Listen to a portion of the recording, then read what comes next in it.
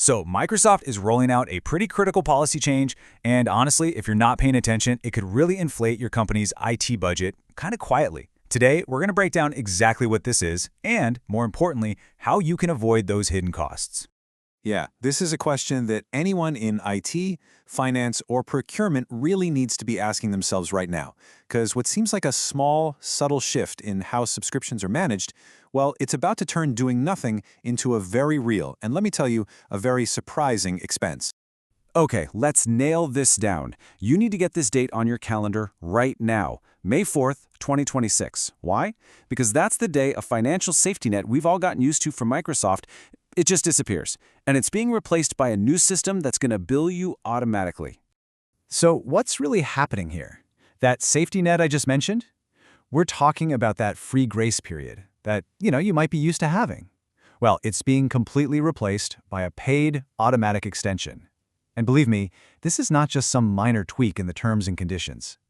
It's a fundamental shift in how Microsoft is handling subscriptions. So let's look at the before and after. The old way, right? If your subscription expired and you had auto-renew turned off, Microsoft gave you a free grace period. It was usually 30, maybe even 90 days. It was breathing room to figure things out. Well, that's gone. Now, if that same subscription expires, it just automatically flips into a paid monthly term. No more free ride. Okay, so the free grace period is history. Now we've got to understand exactly what's replacing it. And Microsoft has a name for it. They're calling it the Extended Service Term, or EST for short. The best way to think about EST is as the new default setting for expired subscriptions. And this is key. It's not some optional holdover period you can ask for. It is an automatic and, more importantly, a billable state that your services will just fall into if you don't take action to either renew or cancel. Here's a fantastic way to picture this. Imagine your annual office lease is up, but instead of getting an eviction notice, your landlord just automatically rolls you over onto a super pricey month-to-month rental. That is exactly what's happening here. Your service keeps running, which is nice, but you're suddenly paying a premium price for it without even signing a new agreement. So let's talk numbers. What's the actual cost of doing nothing? Well, if you're already on a monthly plan, falling into this new term means an immediate 3% price hike. It's not great, but it's manageable. But, and this is the big one, check this out. For anyone on an annual plan, this is where the real financial danger is. If you default, the cost doesn't just go up a little, it jumps by a staggering 23%. Why so much? Because you lose your annual discount and you get hit with that new, higher monthly premium. That is a huge, huge difference. Okay, so faced with this new reality, it might sound a little scary.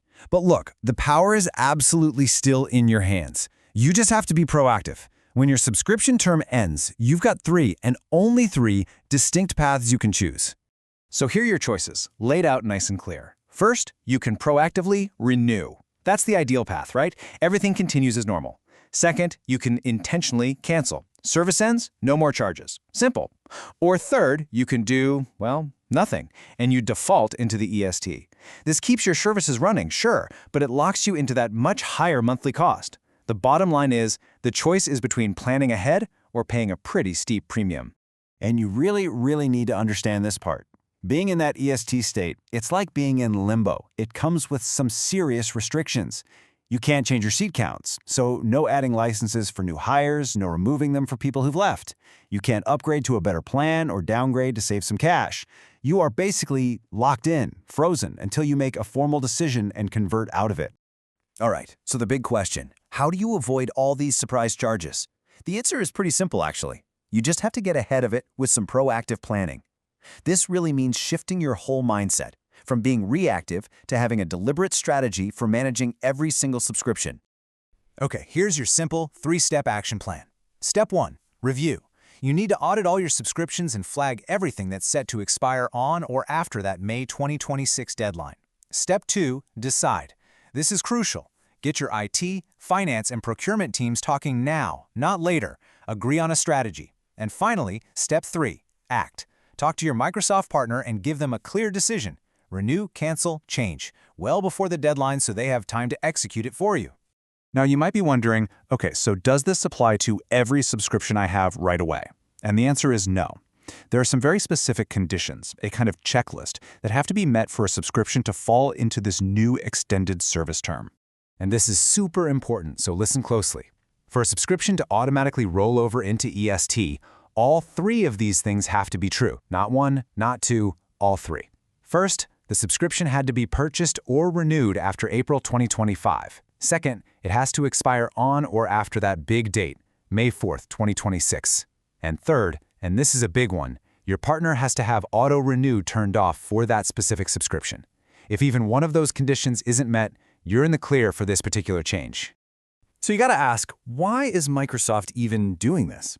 Well, it really helps to understand that this change isn't happening in a vacuum. It's not some random thing. It's actually part of a much bigger strategic shift in how they're managing their cloud services, their pricing, and their products as a whole. So as we look at 2026, there are two key dates you absolutely need to circle on your calendar. First, on May 4th, this whole ESG policy kicks in. Then, just a couple of months later on July 1st, a bunch of separate price increases are going to hit many of the core Microsoft 365 plans. I mean, that's a potential double whammy to your budget in a really short amount of time. And it's not just about pricing policies. Microsoft is constantly evolving what they offer too. We're seeing them introduce new, really high-end bundles like the Microsoft 365 E7 Frontier Worker Suite. And what that signals is a continued push towards more advanced, more premium, and definitely more AI-integrated services. Look, if you only remember one thing from this entire explainer, please make it this date, May 4th, 2026. That is the moment when just letting your subscriptions ride, well, it officially becomes a very costly mistake. This quote right here really nails the new reality. It says, "The key takeaway is this: you must proactively choose what happens at expiration. If no action is taken, an action will be taken on your behalf." And that's it right there. Microsoft is basically shifting the responsibility from them to you. You have to actively choose your path because if you don't, a choice will be made for you, and it's going to be the most expensive one. And so that really just leaves us with this one final question for you.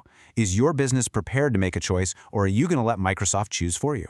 The power to control your costs is still 100% in your hands, but it now requires you to plan ahead, to communicate, and to act decisively.